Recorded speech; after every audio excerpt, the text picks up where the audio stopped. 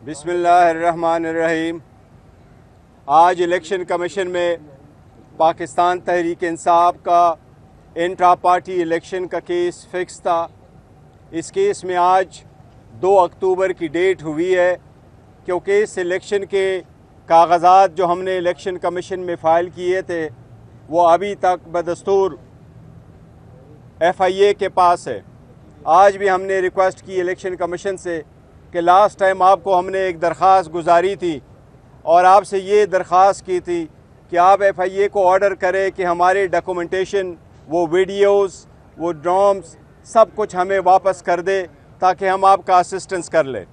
आपने उस दरख्वास्त में ऑर्डर पे ये लिखा था कि आप ख़ुद अप्रोच करें FIA को। मैंने कहा हम अप्रोच कर चुके हैं, हमें उम्मीद है इंशाअल्लाह ताला हफ्ता 10 दिन में हमें सारे डॉक्यूमेंट्स मिल जाएंगे। मैं एक बात वाज़ेह करूं, पाकिस्तान तहरीक इंसाफ पाकिस्तान के 175 पॉलिटिकल पार्टी में से वाहिद पार्टी ने जिसने बेहतरीन किस्म के इंट्रा पार्टीज़ इलेक्शन करवाए थे। वो चारों सूबों में इलेक्शन मुनक्कद हुए थे। वो इलेक्शन इस्लामाबाद में भी हुए थे। उसमें चेयरमैन, सेक्रेटरी जनरल और हमारे 4 सदूरों का इंतखाब हुआ था। उससे रिलेटेड किसी ने उस पर ऑब्जेक्शन नहीं किया था।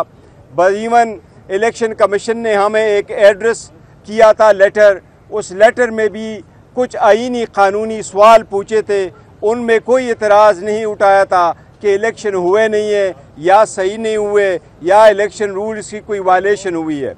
उसके बाद डेवलपमेंट हुई, सुप्रीम कोर्ट के सामने जब रिज़र्व सीटों वाला केस आया, उसमें इलेक्शन कमीशन ने ख़ुद डॉक्यूमेंटेशन फ़ाइल की, इस बात को एक्सेप्ट कर लिया कि पाकिस्तान तहरीक इंसाफ एक इनलिस्टेड पॉलिटिकल पार्टी है। उसमें वो डॉक्यूमेंट्स भी लगाए थे जो मैंने एज आ चेयरमैन PTI इशू किए थे और अपने कैंडिडेट को टिकट इशू किए थे। उसको भी सुप्रीम कोर्ट ने एक्सेप्ट कर लिया था और हमारे 39 कैंडिडेट का नोटिफिकेशन करवाया था। इसी में एक और डेवलपमेंट हुई, इलेक्शन कमीशन ने एक एप्लीकेशन सुप्रीम कोर्ट में फ़ाइल की कि हम किसकी कन्फर्मेशन एक्सेप्ट करें, PTI का कोई स्ट्रक्चर अवेलेबल नहीं है। ये बात गलत थी, क्योंकि हमारा स्ट्रक्चर अवेलेबल है, डॉक्यूमेंट्स इलेक्शन कमीशन के सामने थे। लिहाजा हमने इलेक्शन कमीशन के सवाल का एप्लीकेशन का जवाब सुप्रीम कोर्ट में फ़ाइल किया था। उस पर सुप्रीम कोर्ट ने 14 सितंबर को इलेक्शन कमीशन को ऑर्डर किया कि आप रिज़र्व सीटों वाली का छोड़ आप ये जो मौजूदा 40 MNAs है इनका नोटिफिकेशन कर ले। अब इंशाअल्लाह ताला 2 तारीख को है, हमें उम्मीद है इंशाअल्लाह ताला ये मैटर इस मरतबा सेटल हो जाएगा। सुप्रीम कोर्ट ऑलरेडी इस मसले को हल कर चुकी है। हमें उम्मीद है इंशाअल्लाह इलेक्शन कमीशन इस मरतबा मज़ीद रोड़े नहीं अटकाएगा और इंशाअल्लाह हमारे इलेक्शन को एक्सेप्ट करेगा इंशाअल्लाह ताला। Any question? Thank you. Mister Gaur साहब, ये बताइएगा कि कल इतलात मिल रही थी मौलाना फजल रहमान साहब को भी इंट्रा पार्टी इलेक्शन में तलब किया गया है। क्या लगता है हुकूमत उनके ऊपर प्रेशर डेवलप करना चाहती है इंट्रा पार्टी इलेक्शन को जवाब बनाकर?